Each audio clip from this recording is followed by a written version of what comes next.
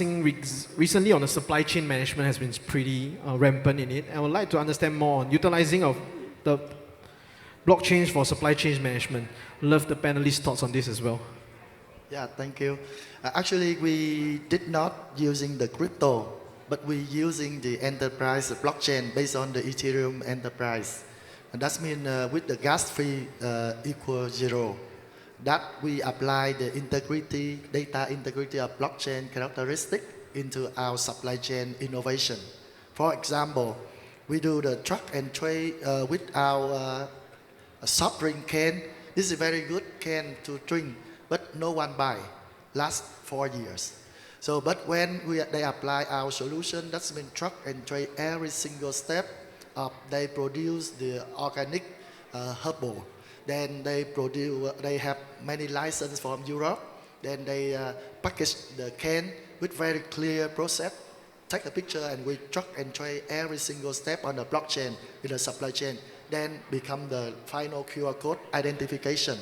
And then now they're selling nearly 1 million cans with the technology support that help them innovate. And now they advertise in the market is the can of the technology drinking, technology soft drink, not the soft drink can, but technology soft drink can. That's helped them to improve a lot on their branding and their selling. Yeah. Any other panelists thought on this regarding enterprise blockchain? Now I can go. So yeah, I mean, I think mine's not so much of a Intel, sort of like involvement, right? I think it's more around, previously my previous fund where I was from. So I used to have this post-investment support with this company called Checkit. So CHEKKIT. So it's actually based in Nigeria. So what they're actually trying to do from a supply chain perspective, if you realize, in that particular market, healthcare is poor. Right? So I think a couple of things that you have to sort of highlight in a way, it's authenticity of medicine, and obviously how are you then going to be able to provide a trace and track, to get your medicines out there in timely fashion, right? So I think so what they actually do mainly is they have this GS1 sort of like barcode label license that's sort of like in a way you can track it with the app, and obviously from authenticity due to like is it expired, when is it manufactured, so basic requirements on a very high level from medicine perspective, right? So that easily, firstly making UI UX from an understanding perspective is easy to understand, and then the next thing here is you also at least know where is it going, right? And I think this is really important, particularly from enterprise to blockchain perspective, is because today, if you're going to host everything, you're going to keep everything in track and trace with a piece of paper. Then my question to you here is like 5 years, 10 years down the road, can you tell me where this goes? Or when something actually happens, how are you going to track it? But if you put it on blockchain, I think there's at least some level of transparency and traceability that we're talking here, which I think is also fairly important. So yeah, I mean that's sort of my experience, and I think it's definitely something that probably we, at least in Asia and Singapore as a developed country, don't face it as often. Just generally due to like advanced healthcare, but we shouldn't in a way, kind of like have a blind side towards that. And I think that's definitely one of the pretty interesting projects that I came across. They've been around since about 3 to 4 years. And that's also one of the reasons why they can sort of like get the license of all that stuff easier as well. Yeah. I could take up from here. So it's a bit like a tricky question for a Bitcoin mining pool. How do we use blockchain in our operations? In any way, actually. But what is curious is how we use blockchain to improve transparency even more and build trust. We have a great use case because a lot of mining pools on the market, right? But every one of them have different payout methods and different way to communicate how exactly they does their operations. How do they calculate rewards, right? And when and how do they pay out these rewards? And this, why we not only use blockchain to earn money for our miners, right? But also to communicate the transparent way in how can we calculate the rewards. How can our users forecast their revenue. And I think this is how enterprises can learn how to use blockchain. For example, they can clearly communicate expectations of users in many ways, not just in rewards or whatever else, but also in different applicable ways that blockchain and NFT and other benefits of Web3 industry brings to the classic market, right? So this not only brings just transparency and the fancy words, but also it increased trust, and also this trust increases the conversion rate and increase effectiveness of your marketing operations. So if you want to save money to bring more users and to stand out on the market, I think you need to watch how to improve the trust, improve transparency, and increase your market offer using the blockchain technologies. Thanks. Thank you so much. So as usual, I would prefer to be a devil advocate here, right? Since as the moderator, so for us, to spice up the topic a little, my personal opinion with regards to supply chain management or even enterprise innovation utilizing of blockchain, there are always such discussion throughout, right? And if you start to realize that it always happens at the start of most bull market, where most companies and enterprises started to say, you know what, every single Tom, Dick, and Harry is talking about blockchain integration, utilizing of blockchain, and they start to really understand that and try to utilize that. But in my personal opinion, most of those who have been in the blockchain industry for quite a while, blockchain is not your magic pill that you solve everything, right? And kind of, if you don't need a blockchain, there really isn't one to try to force it into your entire system, where most of them say, oh, we can track it for supply chain management, for transparency, but let's be honest, if you are just transporting vegetables and stuff, do you really need one, right? You're not really scamming $1 billion of diamonds or something, right? What's the need for transparency? Right, and that's one. I mean, of course, there are definitely needs for that, in terms of oil and gas industry. I do see that there's definitely such need for supply chain management. When it comes to certain large loads of commodities, definitely a need for that. But I think for enterprises to take note is that there really isn't a need for you to force something into it just because it's a narrative. But yeah, of course, if it's for marketing purposes, how most other industries like Sandbox in the metaverse era, yeah, of course, for marketing, yes, makes sense, drive some hype. But honestly, for blockchain integration, there really isn't a need for it to change your entire legacy system, especially for large-scale companies to utilize blockchain where current system works fine. So which brings me into the next topic of it is regulatory landscape, right? As we can see, most enterprises, their struggles with utilizing of blockchain technology or tokenizations aspect of things often comes with regulatory frameworks restrictions that we have seen, especially with larger companies that have been trying to create a new silo entity just for their exploration, just so that they are not being viewed as being the Web3 or joining the dark side of sort. So I wanted to understand a little bit on your takes regarding the regulatory frameworks right now in the market, as we can see that there are much more governments that's coming in, regulators that are coming in, and wanted to understand a little bit of your stuff, especially for the relevant countries that you guys are based in. Okay, so Roy, I think you mentioned a very good point. When enterprise want to use blockchain, the first question is, do I have to use it? So I think to find the necessity demand is very important. So how many of you have a Visa card? Visa, great. How many of you have a MasterCard? Good. So the two companies combined, they have $1 trillion market cap. Visa is 600, MasterCard is 400, combined 1 trillion. Because they are building trust between multiple countries' bank. And the trust comes with a price. When you do credit card transactions, someone pays 3%. You are paying 3% because they collect money from merchants. If you travels, they collect 5%. Every 5% of your spending were collected to build a trust. And that trust was built 50 years ago. Visa was established 1974.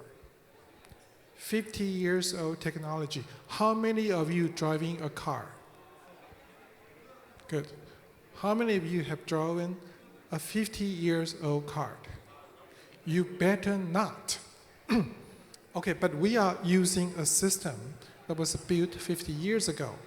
No internet, no cryptography. They just put those things together, and you need to trust these two companies. That with a very high price. And many countries told us, we don't trust Visa because they were controlled by one countries. So therefore, we are building an alternative. We are not working with banks. We are working with mobile payment companies. Everywhere has mobile payments. They own a lot of data. They don't want to share the data to anyone. They don't work with Visa. They don't want to work with Master because they're collecting every single data. 50 years ago, people don't care. But now people care. So we utilized blockchain to build a network that we are not controlling it, but we set up a clearing mechanism without using cryptocurrencies. So all these companies, they can exchange data with a secure and guaranteed security. Plus, the trust is a lot cheaper. So we don't charge international transaction fee, which range from 2% to 3%. Depends on which country you are. And we make the facilitate very secure transactions without laying out 1 inch of the fiber optics. Visa's fiber optics can go around the world 300 times. They claim that, they're proud of that. We are proud of saying we have no inch of cables. We use internet. So that's the demand. So we see the people have a demand.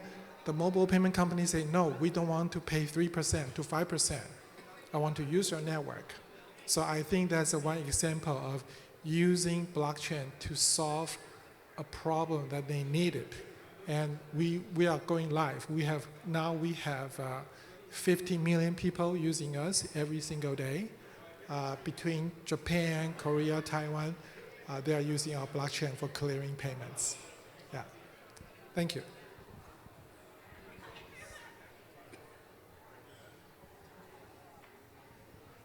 Great. Sorry, my mic ran out of battery, but yeah. So, Mackenzie, regarding the ventures perspective, do you see regulations being a pretty huge pullback for most of the startups, and also when it comes to investing into a startups, does getting licenses in particular countries or region really matters a lot for a venture perspective? Right. I think they brought up a very interesting point. Firstly, I think where we are in Aelf or prior to investment, it's mainly I mainly look more into early stage, right? So I think in an early stage startup, be it in Web 2 or Web 3, there's always a life cycle that we looked at, right? So it's typically 1 or 2 years, 3, 4 years, and then after you have to go through the POC phase, then you have your PMF. Then after you start to be able to allow traditional business for adoption, right? So the reason why I'm saying this is because previously when I was a founder, I was doing AI ML ops, and that was like in 2018, 2019, right? At that point of time, similarly like now in blockchain and crypto, everyone knows what's it all about. But if I were to ask you specifically, do you actually use it for this case? And they can give you 101 reasons that like, hey, this has been used. I think there's a lot of potential for this as well. But then again, for AI, at the point of time when we were trying to bring this out to people, the efficacy and the efficiency of the results as compared to the current product output, it's very obvious.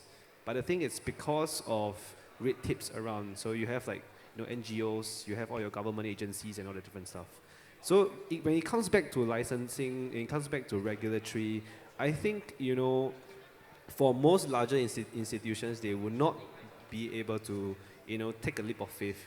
Maybe from the venture side by giving you an investment, giving you a small project, but then if you were to totally just take off or change the whole flow, yeah, I mean I would say it's probably almost impossible, because previously, I think when we were doing a POC with Rolls-Royce, then it's obvious that the results were out was better, but they were just saying that because of red tapes, because of it being an NMC, if they want to change a particular process, everyone here knows how long it's going to take, right?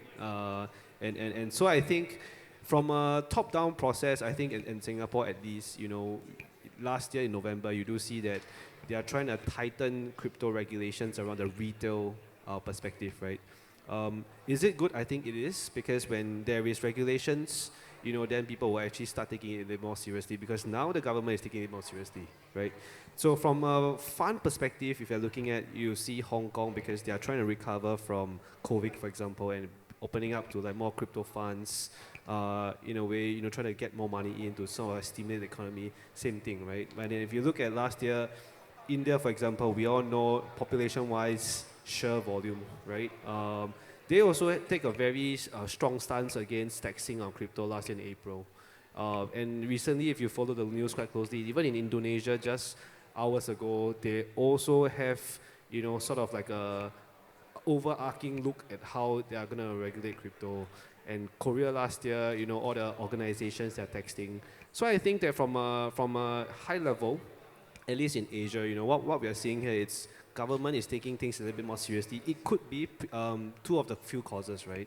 So one is obviously with the whole BTC ETF getting approved, and we do see that there's trillions of dollars being poured in just a couple of days, and we all know, hopefully everyone here is a little bit exposed to BTC. You obviously get something. Yeah, thank you to the ETF. Yeah, so I think from that end, I think a lot of governments, regulatory bodies are taking things a little bit more seriously.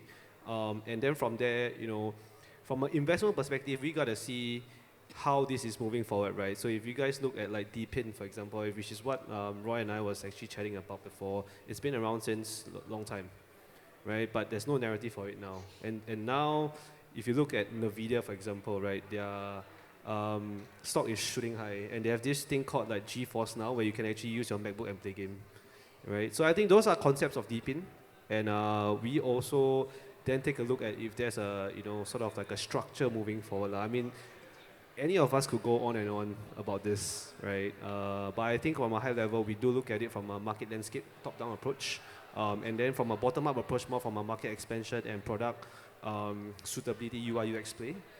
So I think that's on a high level. I mean, I don't want to, it's a Saturday evening, right? So yeah, I mean, just to wrap up and yeah.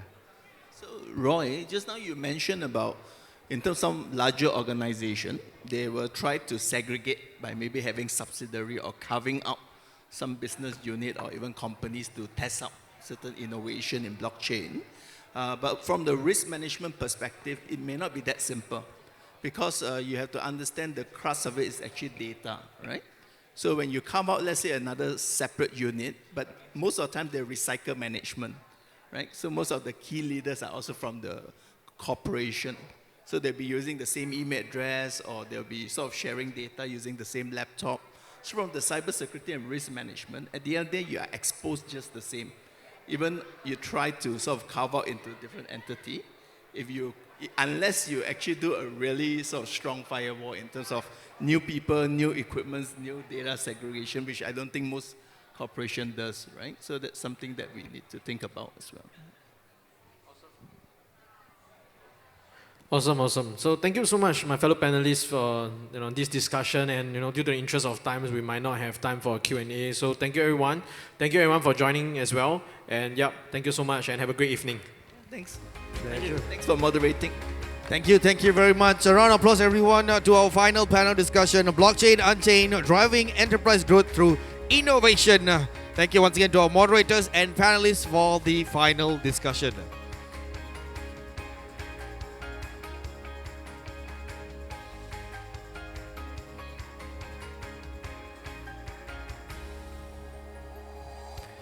Thank you very much once again. Okay, with that, ladies and gentlemen, we have ended our panel discussion for this conference hall over here.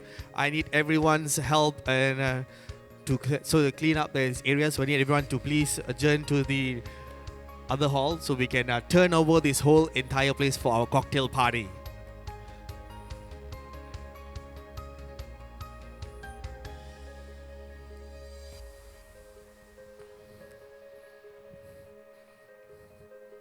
Once again, everyone who's seated here, thank you very much. I need everyone to help us clear the room so that we can do a turnover. So we need to reset up this whole entire place for our next event happening right here. Thank you very much. Hope you guys can join us on the other side of the room so we have more topic happening over there.